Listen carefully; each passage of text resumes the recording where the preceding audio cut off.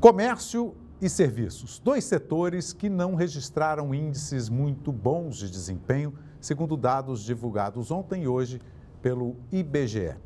Assunto para o nosso comentarista de política e economia, Ricardo Caldas. Professor, a gente pode ficar mais contente com a chegada do fim de ano e uma recuperação desses setores, já que esses índices divulgados se referem a setembro? Boa tarde para o senhor.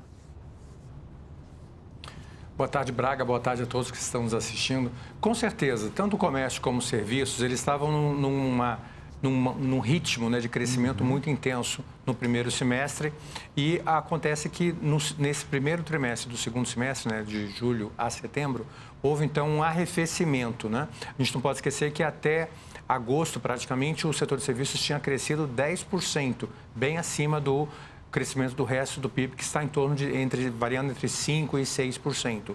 Então, eu diria que isso aí foi mais um ajuste sazonal em função do crescimento demonstrado no primeiro semestre. E agora, no segundo trimestre do segundo semestre, a tendência é a tendência de recuperação.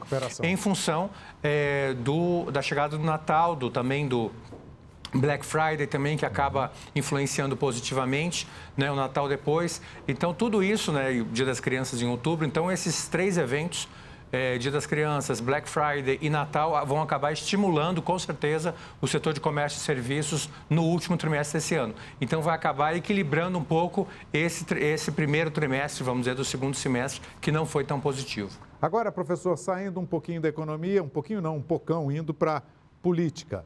A Câmara está querendo rever a questão das emendas do relator? Exatamente. O Supremo já formou maioria contra essas emendas de relator. Eles consideram que não há transparência, que acaba por se criar um orçamento paralelo e por aí vai. Já a Câmara entende a preocupação do Supremo, mas ela também entende que ela quer as emendas. A Câmara considera que as emendas são legais, foram feitas dentro da lei e não há por que simplesmente cancelá-las. Então, a Câmara está tentando chegar a um acordo, talvez aprovar uma nova legislação sobre como poderia vir a funcionar essas emendas de relator no futuro, a partir do ano que vem, 2022, mas a Câmara vai insistir para que essas emendas deste ano sejam executadas como foi aprovado e acordado. Entendi. Agora, a questão toda ela é muito sutil, Braga, muito delicada, porque você não sabe, é difícil dizer, né, até que ponto isso é uma questão constitucional. Porque o Supremo está opinando mais uma vez sobre um tema que é um tema interno da Câmara, da Câmara e do Senado, né, do Congresso como um todo, que é o orçamento.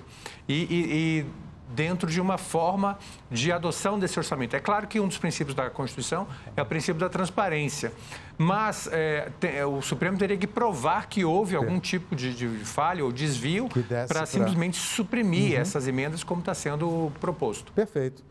Professor, bom fim de semana para o senhor. A gente se vê na segunda-feira. Grande abraço. Obrigado.